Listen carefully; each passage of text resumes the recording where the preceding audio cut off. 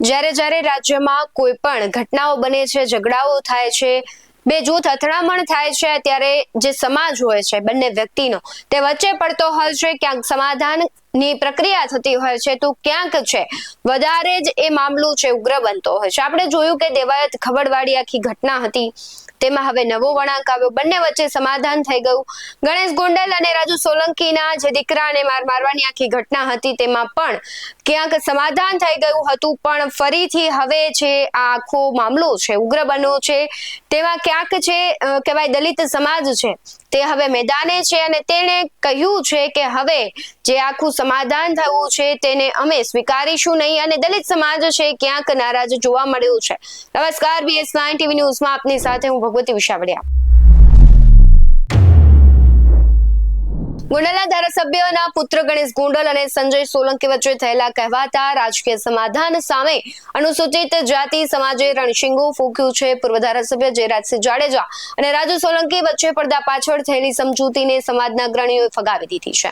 Junagadh collector કચેરીએ ઉમટી પડેલા વિરોધ પ્રદર્શનમાં સ્પષ્ટ જણાવવામાં આવ્યું છે કે અપહરણ અને એટ્રોસિટી જેવા ગંભીર ગુનામાં વ્યક્તિગત સેટલમેન્ટ કરીને કાયદાકીય પ્રક્રિયાને દબાવી શકાય નહીં. આ લડાઈ હવે માત્ર બે વ્યક્તિ પૂરતી સીમિત ન રહેતા સમગ્ર સમાજના આત્મસન્માનનો જંગ બની ગયો છે.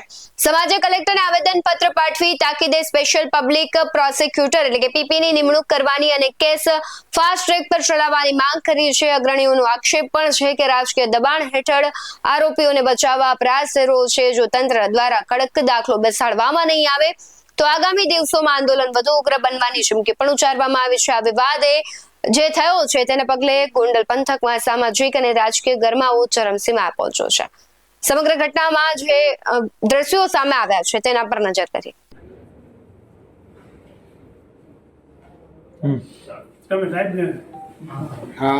સાહેબ, આપ જાણો છો એ પ્રમાણે એકાદ દોઢ વર્ષ પહેલા જૂનાગઢના અમારા રાજુભાઈ સોલંકીના દીકરાનું અપહરણ થયું અને બહુ મોટો કેસ થઈ ગયો હતો.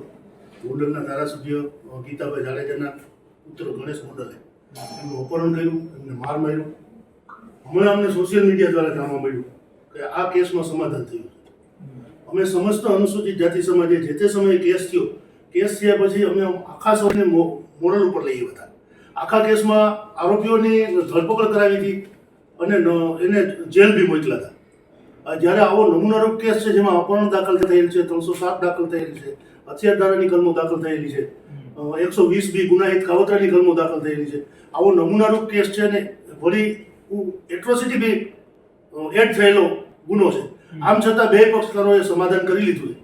એટલે અમારી આપ સાહેબ સરકારના પ્રતિનિધિ છો, અમારી રિક્વેસ્ટ છે કે આપ સાહેબ કાયદા વિભાગને અમારી લાગણી પહોંચાડો અને આ કેસમાં સરકાર તરફે એક સ્પેશિયલ પીપી મૂકવામાં આવે અને સ્પેશિયલ પીપી મારફતે કોર્ટ સમક્ષ ધ્યાન દોરવામાં આવે કે બે પક્ષે સમાધાન થયું છે આર્થિક લાભ કાઢવા માટે અને એને લીધે આ કેસ નબળો ના પડે.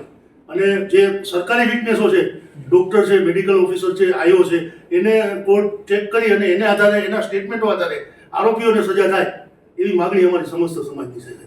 અને આપ સાહેબ અમારી લાગણી કાયદા વિભાગ સુધી પહોંચાડો અને આ કેસમાં સ્પેશિયલ પીપી મૂકવામાં આવે એવી અમારી માગણી છે.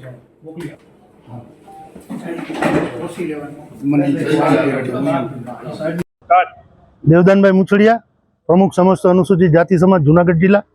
આજરોજ અમે ગણેશ ગોંડલનો જે કેસ છે એ કેસની અંદર સરકાર તરફે સ્પેશિયલ પીપી મૂકવામાં આવે એવી અમે માગણી કરતું આવેદન જુનાગઢના કલેક્ટરશ્રીને આપ્યું છે. આપણે સૌ જાણીએ છીએ એ પ્રમાણે ન્યાયને ખરીદી નથી શકાતું અને ન્યાયને વેચી બી નથી શકાતો. પણ આ કેસની અંદર ફરિયાદી પક્ષ અને આરોપી પક્ષ બે મેળાપીપણું કરી અને આર્થિક લાભ ખાટવા માટે કેસમાં સમાધાન કર્યું છે. અને આ પ્રશ્નની અંદર અમારા સમાજના યુવાનોએ પોતાના જીવ ખોયા છે. એવડી જબરી લડત અમારા સમાજે આ કેસમાં કરી છે. જ્યારે આ બંને પક્ષોએ સમાધાન કર્યું છે ત્યારે અમે નામદાર કોર્ટ સુધી અમારા અવાજને લઈ જશું. એના એક ભાગરૂપે આજે કલેક્ટરશ્રી જુનાગઢને એક આવેદનપત્ર આપ્યું છે અને સાહેબે બી અમને ખાતરી આપી છે કે હું આજે જ કાયદા વિભાગને મોકલું છું કે તમને આ કેસમાં સ્પેશિયલ પીપી ફાળવવામાં આવે.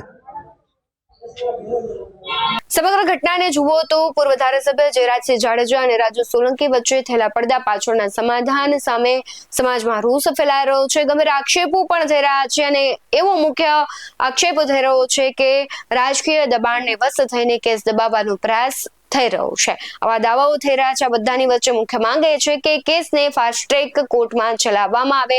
હવે જોવું રહ્યું કે જે આંદોલનની ચીમકી આપવામાં આવી છે તો કાયદેસરની કડક કાર્યવાહી થશે કે કેમ, અને જો નહીં થાય તો આંદોલન થશે, અને જો આંદોલન થશે તો ફરી એક વખત છે ક્યાંક વિરોધનું સૂર ઉઠશે. એટલે હવે જોવું રહ્યું કે જે સમાજ માંગ કરી રહ્યો છે તે માંગણી સ્વીકારવામાં આવશે કે કેમ. આ ઘટનાને લઈને તમારું શું માનવું છે કમેન્ટ બોક્સમાં જરૂરથી જણાવજો. બાકી આવા જ વધુ અહેવાલો સાથે ફરી મળતા રહીશું. તમે અમારી યુટ્યુબ ચેનલને સબસ્ક્રાઇબ કરવાનું, અમને ફેસબુક અને ઇન્સ્ટાગ્રામ પર ફોલો કરવાનું ભૂલશો નહીં. બાકી અવનવી અપડેટ્સ મેળવવા માટે આપ જોતા રહો BS9 TV ન્યૂઝ. નમસ્કાર.